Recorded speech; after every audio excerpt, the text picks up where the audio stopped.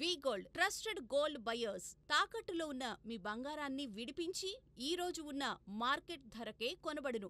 Contact number 9999954567. ఎవడైతే ఆత్మపిండం కూడా పెట్టుకుంటాడో వాడు మాత్రమే తిరిగి వచ్చి పెద్దలకి పెట్టకపోయినా పర్వాలేదు, కానీ వాడు మళ్ళీ తిరిగి పెళ్ళిళ్ళకి పేరంటాలకి కొడకా కోడలని వెళ్ళరాదు. ఇది తెలుసుకోండి ఇక్కడ.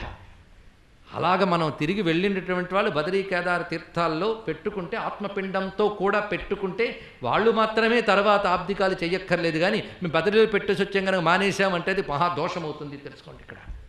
అరే వాళ్ళందరూ స్వర్గానికి వెళ్ళారని తెలిసినా పెడుతున్నారంటే ఎవరి కోసం? పోయిన వాళ్ళు ఎటుపోయినా వీడు బతుకున్నాడు కనుక బతుకున్నంత కాలం పెట్టాలి. ఇది విధానములండి. ఏం భావించవద్దు. కొందరు సందేహాలు ఉంటే తీరుతాయని. ఎంత తీర్చినా మేము అదే చేస్తామనే వాళ్ళకి అలాగే ఉంటుంది. నేనేం చెప్పేది ఉన్న విషయం చెప్తున్నాను ఇక్కడ. మొత్తానికి నేను శ్రాద్ధం చేయాలనుకుంటున్నాను, కానీ దానికి ధనం కావాలి కనుక కొంచెం నాకు ధర్మరాజు డబ్బు పంపిస్తే దానితో శ్రాద్ధకర్మ చేసుకుంటాను అన్నట్టాడు ధృతరాష్ట్రుడు. ఎలాంటి పరిస్థితి చూడండి ఇక్కడ. అనగానే వెంటనే కబురు రాగానే భీముడు అన్నట్టు వీల్లేదన్నట్టండి ఇక్కడ. ఎందుకంటే ఇతడెవడు అబ్దికాలు పెట్టడానికి మేము పెడతాం. భీష్ముడికి, సోమదత్తుడికి, ద్రోణుడికి, శల్యుడికి, భూరిశ్రవుడికి, పైగా కుంతి కర్ణాయ దాస్యతి. ఆ కుంతి ఉంది గనక కుంతి ద్వారా కర్ణునికి అందరికీ జరుగుతాయి. పైగా వాళ్ళెవరికి ఈయన పెట్టక్కర్లేదు, మేము పెడతాం. ఇక దుర్యోధనాదులకి అక్కర్లేదు, వాళ్ళకి మేము పెట్టాం. ఇది అన్నాడు. అనగానే అర్జునుడు అన్నాడు, చాలా తప్పు మాట్లాడుతున్నావు సుమా, ఇది కూడదు. తమేవం వాదినం రాజా కుంతీపుత్రో యుధిష్ఠిరః ఉవాచ వచనం ధీమాన్ జోషమాస్వేతి భత్సయన్. అర్జునుడు వివరిస్తూ చెప్తూ ఉండగా వెంటనే ధర్మరాజు మాత్రం కోపంగా చూసేట్టు భీముడిని చూసి జోషమాస్వేసి భర్తయన్, నువ్వు అలా మాట్లాడకూడదని మందలించేటండి. అది కావాల్సింది. ఆవేశాలకేం ప్రతీకారాలకేం జీవుడు గతులు తెలుసుకోవాలండి. అందుకే దేహంతోనే పోతాయి పగలు ప్రతీకారాలు, జీవగతులు చూసుకోవాలి ఇక్కడ. ఇది చాలా ప్రధానం. అందుకే విషయాన్ని గట్టిగా హెచ్చరించాడు.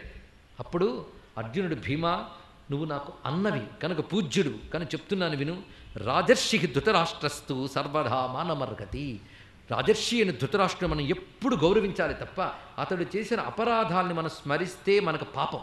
అతడు చేసిన సుకృతాలని ఇప్పుడు స్మరించాలి, మన బాధ్యత అది అని చెప్పగానే భీముడు మౌనం వహించాడు. యుధిష్ఠిరుడు విదురుడితో చెప్తూ ఆయన కావలసినంత ధనం తీసుకుని హాయిగా చేయవలసిన కర్మలన్నీ చెయ్యాలి అని చెప్తే 10 రోజుల పాటు నిర్విరామంగా శ్రాద్ధయజ్ఞం దానయజ్ఞం చేసేట. ఆ దానాలు చేయడానికి నాకొక 100 రూకలు కావాలి అంటే 1000 రూకలు ఇప్పించేవటండి. 1000 కావాలి అంటే 10,000 ఇప్పించేవట. అలాగా ధర్మరాజు తన ఔదార్యాన్ని చూపించాడు. ధృతరాష్ట్రుడు తృప్తిగా చేయవలసినవి చేస్తూ తనకి కూడా ఔర్ధ్వదైహిక క్రియలు చేసుకొని మహానుభావుడు ఏవం సపుత్ర పౌత్రాణం పితॄణాం ఆత్మనస్తదా గాంధార్యాశ్చ మహారాజా ప్రదదా ఔర్ధ్వదైహికం. ఇక్కడ జీవుడు శరీరము గతులు తెలుసుకోవాలండి. ఏ బంధాలు ఎంతకాలం చేయవలసిన కర్తవ్యాలంటో చూపిస్తున్నాడు ఇక్కడ. ఇప్పుడు ధృతరాష్ట్రుడు, గాంధారి, విదురుడు, సంజయుడు వనవాసానికి బయలుదేరుతూ ఉంటే కుంతితో పాటు పాండవులు సాగనంపుతూ ఉన్నారు. కొంతసేపటికి వచ్చేటప్పుడు ఇంకా వెళ్ళొస్తాం, వీళ్ళు వెనక్కి వెళ్ళాలి కదా. కుంతి వెనక్కి వెళ్ళలేదండి. అమ్మ ఏమిటి రావు, నేను వెనక్కి వస్తాను నీకు చెప్పలేదుగా, నేను వీళ్ళతో పాటు నేను వనవాసానికి వెళ్తున్నాను అందరు. కుంతి ఎంత గొప్ప తల్లండి, ఆ తల్లికి నమస్కారం చేసేయాలి. నేను వెళుతున్నాను అక్కడికి అంటూ సహదేవుడిని జాగ్రత్తగా చూసుకో అని చెప్పింది. ఇంకా చిన్నవాడు వాడి గురించి ఎంత, పైగా మాద్రీపుత్రుడివి అంత ప్రేమేంటి ఆ తల్లికి. కుంతి పాత్ర అద్భుతం అది. అందుకే సహదేవుడిని జాగ్రత్తగా చూసుకో, కర్ణుడిని అప్పుడప్పుడు తలంచుకో. అంతేకాదు కర్ణుడి విషయం నీకు చెప్పగా నేను పొరపాటు చేశాను, అతడు తరించడానికే చేయవలసిన దానాదులు చెయ్యు. అంతేకాదు ద్రౌపదికి ప్రియమైన పనులు మాత్రమే చేస్తూ ఉండు. భీముడు, అర్జునుడు, నకుల్ని జాగ్రత్తగా చూసుకో. మొత్తం వంశభారం అంతా నీ మీదే ఉంది, నేను వెళ్తున్నాను. అమ్మా నువ్వు ఇలా అనడం తప్పు. పైగా కృష్ణరాయభార సమయంలో వాళ్ళని యుద్ధానికి సిద్ధమవను అని చెప్పిన దానవు విజయం సాధించిన రాజ్యం తెచ్చుకుంటే ఇన్నాళ్ళు కష్టపడ్డ నువ్వు ఇప్పుడైనా రాజ్యాన్ని అనుభవించాలిగా, నీ పిల్లలు రాజులైతే. అంటే నేను భోగం కోసం యుద్ధం చేయమనలేదయ్యా. వీరపుత్రులైన మీరు ధర్మం ప్రకారంగా యుద్ధం చేయాలని చెప్పేనే తప్ప భోగాలు అనుభవించడానికి నేను పని చేయలేదు. నేను ఎంత వేగం తపస్సు చేసి నా పతి పొందిన లోకాలను పొందుతానని ఎదురు చూస్తున్నాను. నాకు రాజ్యభోగాల మీద ఇసుమంత కూడా ఆసక్తి లేదు. ఏ జీవుడికి ఆ జీవుడు కోసం వాడు చేసుకోవాల్సినవి చేసుకోవాలి. అందుకే తపస్సుతో నా శరీరాన్ని శుష్కింపజేసుకుంటాను, నేను ఇంక వెళ్ళి వస్తాను అని చెప్తూ నివర్తస్వ కురుశ్రేష్ఠ భీమసేనాదిభిస్సహ, మొత్తం నీ వాళ్ళతో వెనక్కి వెళ్ళిపో, నీకు 2 ఆశీర్వచనాలు ఇస్తున్నాను. ధర్మేతే ధీయతాం బుద్ధి మనస్తు మహదస్తుతే. నీ బుద్ధి ధర్మమునందు ఉండుగాక, నీ మనస్సు సంకుచితము కాకుండా విశాలముగా ఉండుగాక. సంకుచితం అంటే వీడి నావాడు, వీడి పైవాడు, వాడి మీద కోపం, వీడి మీద కోపం, ఇవి దాచిపెట్టుకుంటా ఇవాళంటువంటి సంకుచితం కాకుండా విశాలముగాక. ఈ రెండు దీవించిందండి తల్లి. బయలుదేరారు. వీళ్ళందరూ వెళుతూ ఉండగా ఇదివరకు పాండవులు వనవాసానికి వెళుతున్నప్పుడు ఎలా దుఃఖపడ్డారో అలా బాధపడ్డారు అందరూ కూడా. మొత్తానికి అక్కడి నుంచి తిన్నగా గంగా తీరంలో ఉన్న అరణ్యాలకు చేరుకున్నారు వారు. అక్కడ ముందుగా గంగా తీరంలో నివసించి కేకయ దేశ రాజైన శతయూపుడనే రాజర్షి నివసిస్తున్న చోటుకి వెళ్ళారు. అతడు వానప్రస్థాశ్రమం ఉన్నాడు. అతడి దగ్గర ఉంటూ సమీపంలో ఉన్న వ్యాసాశ్రమం ఒకటి ఉన్నది. ఇంకా అప్పటికి వ్యాసుడు అక్కడ కనబడలేదు, కానీ వీళ్ళు అక్కడ ఉంటూ వానప్రస్థం చేస్తున్నారు. ఆ స్థితిలో నారదుడు, పర్వతుడు, దేవలుడు, ద్వైపాయనుడు, సిద్ధపురుషులు వచ్చి ధృతరాష్ట్రుని ఆశీర్వదించారట. ఆ సమయంలో నారదులు వారు, వ్యాసులు వారు ఎన్నో విషయములు చెప్తూ గొప్ప మాట అంటారు. ఈ విదురుడు సామాన్యుడు కాడయ్యా, అతి కొద్ది రోజుల్లో విదురుల్లో తేజస్సు ధర్మరాజులో లీనమవుతుంది అని ఒక మాట చెప్పారు. ఇది ఒక ఆశ్చర్యకరమైన అంశం అండి. ఇక్కడ ఎప్పుడైతే ఆ విధంగా చెప్పారో ఆ తర్వాత కొన్నాళ్లకి, కొన్ని ఏళ్ళు గడిచిన తర్వాత, ఏళ్ళనే కంటే నెలలన్నా పర్వాలేదు, గడిచిన తర్వాత మహానుభావుడు యుధిష్ఠిరుడు యూత్సువుకి ధౌమ్యునికి రాజ్యభారం అప్పగించి మొత్తం మిగిలిన సోదరులతో పాటు అరణ్యానికి వచ్చేట. మొత్తం తల్లిని, పెదనాన్నని, పెద్దమ్మని, విదురుని, సంజయ్ని అందరినీ చూడ్డానికి. సంజయుడు కూడా వనవాసమే చేస్తున్నాడు.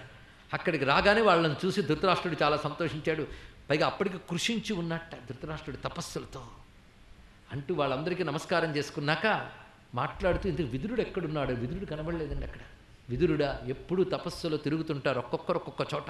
విదురుడు తపోనిష్టలో ఈ అరణ్యాల్లో ఉన్నాడు. ఒక్కొక్కప్పుడు భౌతిక స్పృహ కూడా పట్టనంటి సమాధ్యవస్థలో ఉన్నాడయ్యా అంటే విదురుని వెతుక్కోవడానికి ధర్మరాజు వెళ్ళాడు. వెళుతూ ఉంటే ఒకానొక వృక్షం మూలంలో కూర్చుని ఉన్నాడు. పైగా దిగంబరుడై జుట్టంతా జడలు కట్టి శల్యమాత్రావశిష్ఠుడు, ఎముకలు మాత్రమే మిగిలినట్టున్నట్ట. తపస్సు అంటే ఎంత ఘోరంగా చేస్తున్నాడు. నోటిలో రాతిని పెట్టుకుని తపస్సు చేస్తున్నట్టు. ఇది ఒక విధానం. ఆ రాతిని పెట్టుకుని ఇచ్చేవం బ్రవతస్తస్యా జటీ వీటాముఖ కృశ దిగ్వాసామల దిగ్ధాంగో వనరేణు సముక్షిత. అడవిలో ఉన్న దుమ్మంతా ఒంటికి పట్టి అలా ఉన్నాడు. పైగా చలనం లేకుండా ఉన్నట్ట. ఆయన దగ్గరికి వెళ్ళి ధర్మరాజు నేను యుధిష్ఠిరుని అన్నట్టండి. అనగానే కొంచెం కళ్ళు తెరిచి కళ్ళల్లో కళ్ళు పెట్టి చూశాడు. చూడగానే విదురుని నుంచి యోగ బలంతో ఒక తేజస్సు, ఒక సూక్ష్మ శరీరంతో వెలికి వచ్చి ధర్మరాజు శరీరంలో ప్రవేశించింది. ప్రవేశించిన వెంటనే ధర్మరాజుకి ఇదివరకటి కంటే తేజస్సు కొన్ని రెట్లు వృద్ధి జరిగింది. ఏదో కొత్త బలం వచ్చినట్టు అనిపించిందట. అంటే విదురుడిలో ఉన్నటువంటి ధర్మరూపమైన తేజస్సు ఏదుందో అది ప్రవేశించింది ధర్మరాజులో. విదురుడనమనే జీవుడి యొక్క అంశం మాత్రం ఉత్తమ గతులు గెలిపింది. తెలుసుకోవాల్సింది ఇక్కడ ప్రవేశించింది. ఇప్పుడు ఒకే ధర్మరాజు 2 రూపాలు ధరించాడు కనుక ఇప్పుడు అది కూడా కలిసి ఒకే ధర్మరాజులోకి వచ్చింది. ఇది తెలుసుకోవాల్సిన అంశం ఇక్కడ. ఈ విధంగా ఉన్నది. పైగా అప్పుడు ఆ శరీరాన్ని దహనం చేయాలనుకున్నాడు యుధిష్ఠిరుడు. వెంటనే ఆకాశవాణి పలికిందిట, అయ్యా అతడు యతి ధర్మంలో ఉన్నాడు. యతి ధర్మంలో ఉన్నవాడికి ఔర్ధ్వోదయ క్రియలు లేవు, కాబట్టి నువ్వు ఈ శరీరాన్ని దహించకూడదుమా. ఇతడు సాంతానికములు అనబడే దివ్యలోకాలకి చేరతాడు అని చెప్పినది. ఆ తర్వాత మళ్ళీ దుఃఖితుడై వచ్చి ధృతరాష్ట్రుడికి వార్త చెప్పగానే ధృతరాష్ట్రుడు చాలా బాధపడ్డాడు. ఎన్ని ధర్మాలు, ఎన్ని నీతులు ఆయన నోట విన్నాడు. ఆయన వెళ్ళిపోయాడు. ఒక్కొక్కరు వెళ్ళిపోతున్నప్పుడు కలిగిన దుఃఖంలో, కలిగిన వైరాగ్యంతో, కలిగిన నిర్వేదంతో, కలిగిన జ్ఞానంతో ఉన్నాడు ధృతరాష్ట్రుడు. ఇక్కడ ఆయన చాలా దుఃఖితుడు ఉంటే సమయంలో వ్యాసాదులు వచ్చేట. అక్కడికి వస్తే ధృతరాష్ట్ర నీ తపస్సు బాగా సాగుతుందా, వనవాసానికి అలవాటు పడ్డావా అంటూ 3 మనిషి ఎప్పుడు పాటించాలయ్యా. ఆ పాటించిన వాడికి మాత్రము ఎప్పుడు దుర్గతులు కలగవు, అతడు తప్పకుండా తరించుతాడు. ఈ 3 చాలా ముఖ్యం. అవేమిటంటే ఏతత్త్రితయం శ్రేష్టం సర్వభూతేషు భారత నిర్వైరత మహారాజా సత్యం అక్రోధ ఏవచ. ఏ ఒక్కరి పట్ల వైరభావం లేకుండా ఉండుట, రెండవది సత్యము, మూడవది అక్రోధము, క్రోధము లేకుండా ఉంట. ఈ 3 ఉన్నవాడు ధన్యుడవుతాడు సుమా అని చెప్తూ ఉండగా యోగి ధర్మస్స విదురో, వ్యాసుడు చెప్పాడు విదురుడి విషయంలో దుఃఖపడకు, ధర్మదేవతయే విదురుడు.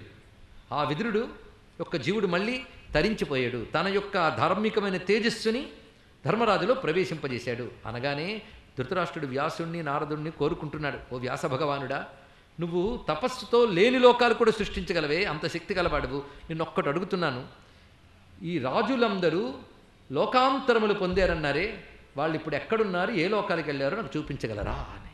ఇది చాలా ప్రధానమంది. మనం ముగింపుకు వెళ్ళిపోతున్నాం. యుద్ధాలంటే మరీ ఉత్సాహంగా ఉంటుంది.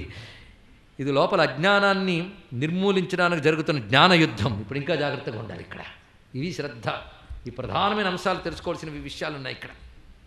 పైగా కుంతీదేవి ఒక మాట అడిగింది ఇతడు లోకాలు చూపించమన్నప్పుడు. నాకు మనస్సులో ఒక బాధ పీడిస్తోందయ్యా. నేను బాల్య చాపల్యం చేస్తే రవిని పిలిచాను.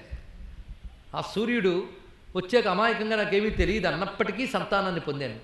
ఆ బాల్య భయంతో పిల్లవాడిని విడిచిపెట్టాను. తప్పు చేసేననే బాధ నాకు బాగా ఉన్నది. కనుక ఈ ధర్మమా అధర్మమా అనే దాంట్లో ఎవడి మాట వాడిది ఉంటుంది. నువ్వేమంటావు వ్యాస? నిష్పక్షపాతంగా చెప్తావు ఇంతమంది మహర్షుల మధ్య అంటే నీకు దోషమేమీ లేదు తల్లి. ముందు ఆయన చెప్పండి. నీకు మనం ఇంకా ఆలోచించవలసిన అవసరం లేదు. ఎందుకంటే నీకు కన్యాత్వం లభించింది, కన్యాత్వం పోలేదు, అందుకు నీకు దోషం లేదు. అంతేకాదు దేవధర్మము వల్ల మానుష ధర్మానికి దోషము రాదు. గొప్ప మాట చెప్పాడు ఇక్కడ. సంతి దేవనికాయాశ్చ సంకల్పా జనయంతి ఏ వాచా దృష్ట్యా తథా స్పర్శాత్ సంఘర్షేణేతి పంచధా. దేవతలు తమ సంకల్ప మాత్రము చేత వాక్కుతో గాని, చూపుతో గాని, స్పర్శతో గాని, రాపిడితో గాని తమ తేజస్సుని ప్రవేశింపజేస్తారు. ఆ దేవధర్మం ప్రవేశించడం వల్ల మానుష ధర్మం కలుషితము కాదు. ఇది తెలుసుకో. అందుకే నీకు ఆ దోషమే లేదు. మనుష్య ధర్మో దైవేన ధర్మేణి నదిష్యతి ఇది కుంతి విజానై వ్యేతుతే మానసోజ్వర. అందుకు తెలుసుకోవాల్సిందంటే దేవధర్మం చేత మనుష్య ధర్మానికి ఎటువంటి లోపం కలగదు గనక నువ్వు ధైర్యాన్ని తెచ్చుకుని ఉండు, నువ్వు నిర్మలురాలివి అని తెలియజేశాడు. ఆ తర్వాత వారందరినీ గంగానది వద్దకు తీసుకువెళ్ళాడు. పైగా ఆ సమయంలో అక్కడికి మొత్తం ధర్మరాజాదులతో పాటు మరణించిన వీరుల భార్యలు వచ్చారండి. వారందరినీ గంగలో మునిగించి ఆచమనం చేసి అందరికీ దివ్య దృష్టినిచ్చాడు. ఎవరెవరైతే పోయారని వీళ్ళు బాధపడుతున్నారో వారందరూ ఆయా లోకాల్లోంచి అక్కడికి వచ్చారండి. మొత్తం ఒక అద్భుతమైన సన్నివేశం. ఇది ఎవరు చేయగలిగాడు? వ్యాస భగవానుడు. ఆ భగవానుడే భారతాన్ని రచించాడు. మర్చిపోవద్దు, ఇది ఒక రచయిత కాడు, సాక్షాత్ భగవత్ స్వరూపుడు గనక పని చేయగలిగాడు. వాళ్ళందరూ రాగానే వీళ్ళు ఆశ్చర్యపోయారు. అందరితో కబుర్లు అడుకున్నారండి ఇక్కడ.